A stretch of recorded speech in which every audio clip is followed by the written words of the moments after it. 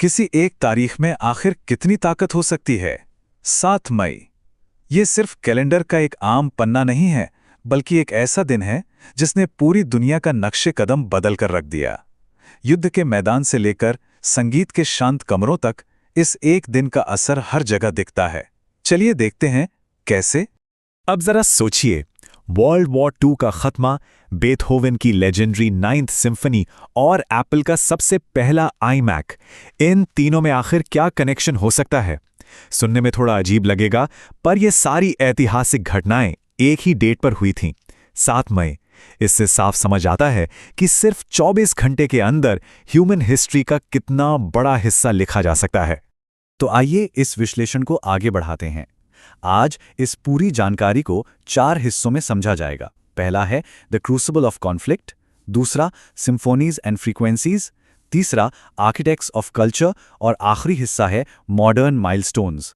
शुरुआत करते हैं पहले हिस्से से, the crucible of conflict, echoes of war. एक ऐसा दौर जहां इस तारीख ने युद्ध के मैदान में गहरे निशान छोड़े। अगर लगभग 40 साल के वक्त को देखा जाए तो दुनिया के बड़े कॉन्फ्लिक्ट्स इसी एक तारीख के आसपास घूमते नजर आते हैं।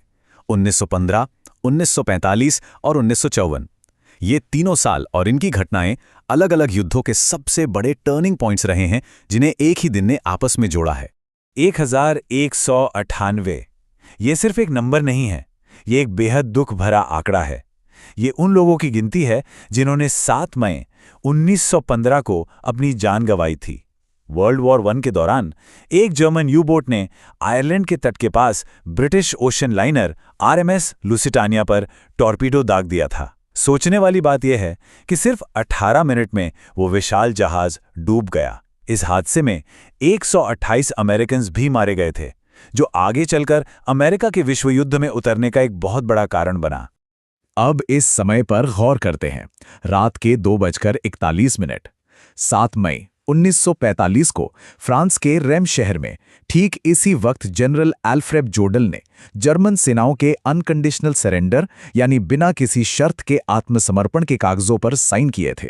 और इस एक पल ने यूरोप में वर्ल्ड वॉर 2 को हमेशा के लिए खत्म कर दिया, जिसके बाद जश्न के रूप में VE डे मनाया गया। युद्ध का यह सिलसिला यहीं नहीं रुकता। 1954 में आज ही के दिन वो nguyen giap के नेतृत्व में वियतनामीज सेनाओं ने फ्रेंच मिलिट्री को Dien Bien Phu में हरा दिया था। ये हार कोई मामूली हार नहीं थी, इसने इंडो चाइना में फ्रेंच कोलोनियलिज्म की जड़ें काट दीं और वियतनाम के 2 हिस्सों में बंटने की नींव रखी।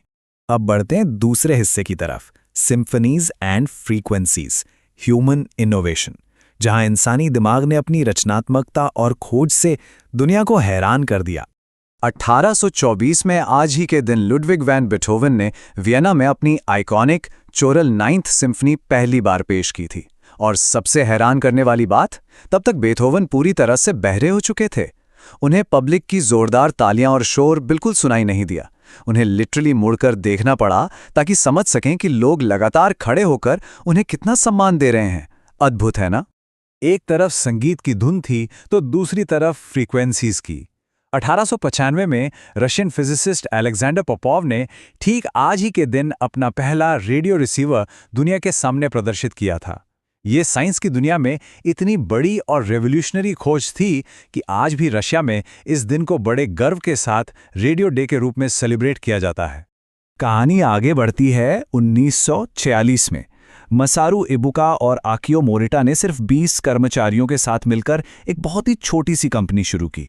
उसका नाम रखा गया था टोक्यो टेलीकम्युनिकेशंस। सुनने में शायद उतना फेमिलियर ना लगे, पर यही वो कंपनी है जो आगे चलकर सोनी बनी, जिसने प्रैक्टिकली पूरी दुनिया के इलेक्ट्रॉनिक्स मार्केट का रुख ही बदल दिया। तीसरा हिस्सा है architects of culture, iconic births.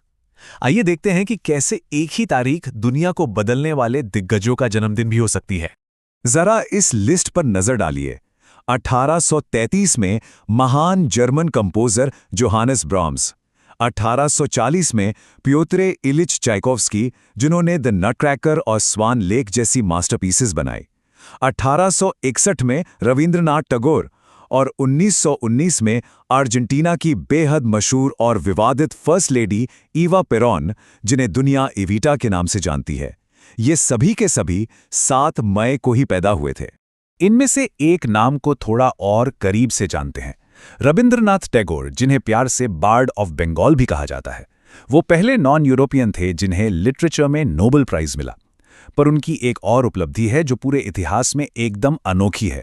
वो इकलौते ऐसे व्यक्ति हैं जिन्होंने एक नहीं बल्कि दो अलग अलग देशों के राष्ट्रगान लिखे हैं, इंडिया और बांग्लादेश। एक ही इंसान के द्वारा रचे गए दो देशों के एंथेम्स वाकई बेमिसाल बात है।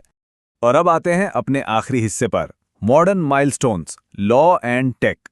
कुछ ऐसी आधुनिक घटनाएं जिन्होंने हमारे कानून और तकनीक दोनों को नया आकार दिया। 1847 में आज ही के दिन अमेरिकन मेडिकल एसोसिएशन यानी AMA की नींव फिलाडेल्फिया में रखी गई थी। एक ऐसा कदम जिसने अमेरिका के हेल्थ केयर सिस्टम को मजबूत करने और आने वाले समय में मेडिकल स्टैंडर्ड्स को बेहतर बनाने में एक जोरदार भूमिका निभाई। 202 ये कोई आम नंबर नहीं है, बल्कि अपने आप में एक बहुत हैरान करने वाला आंकड़ा है। अमेरिका में 27th अमेंडमेंट को पास होने में पूरे 202 साल लग गए। इस कानून के मुताबिक कांग्रेस अपनी खुद की सैलरी में तुरंत बढ़ोतरी नहीं कर सकती। आखिरकार 1992 में 7 मई के ही दिन इस लंबे प्रोसेस पर मोहर लगी। 2 सदियों का लंबा इंतजार। और अब टेक्नोलॉजी के एक ऐसे दौर की बात जिसने डिजाइन की पूरी दुनिया को हिलाकर रख दिया।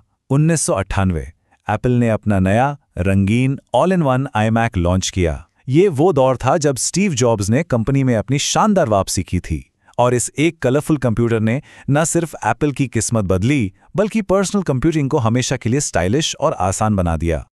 तो इस पूरे विश्लेषण के बाद एक बड़ा सवाल दिमाग में जरूर आता है। आज हमने युद्ध की तबाही देखी, संगीत का जादू देखा, रेडियो फ्रीक्वेंसीज से लेकर नए कंप्यूटर्स का आगमन देखा। एक ही दिन में हिस्ट्री के इतने सारे रूप। तो कल जब इतिहास की किताबें दोबारा लिखी जाएंगी तो 7 मई के पन्नों पर और क्या नया जुड़ने वाला है? ये एक ऐसा सवाल है जो हम सभी को सोचने पर मजबूर करता है। इस जानकारी भरे सफर में साथ रहने के लिए शुक्रिया, और हमेशा याद रखिए, इतिहास बस गुजरा हुआ कल नहीं है, ये हमारे आसपास आज भी बन रहा है।